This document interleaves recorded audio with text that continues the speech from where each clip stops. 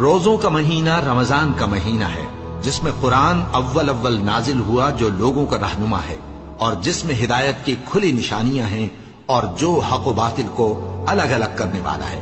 تو جو کوئی تم میں سے اس مہینے میں موجود ہو چاہیے کہ پورے مہینے کے روزے رکھے، اور جو بیمار ہو یا سفر میں ہو تو دوسرے دنوں میں روزے رکھ کر ان کا شمار پورا کر لے۔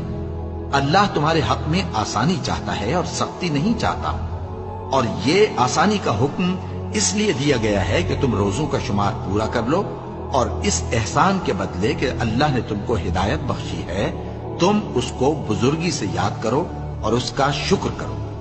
اور اے پیغمبر، جب تم سے میرے بندے میرے بارے میں دریافت کریں تو انہیں معلوم ہو کہ میں تو تمہارے پاس ہی ہوں۔ جب کوئی پکارنے والا مجھے پکارتا ہے تو میں اس کی دعا قبول کرتا ہوں۔ تو ان کو چاہیے کہ میرے حکموں کو مانیں اور مجھ پر ایمان رکھیں تاکہ نیک رستہ پائیں۔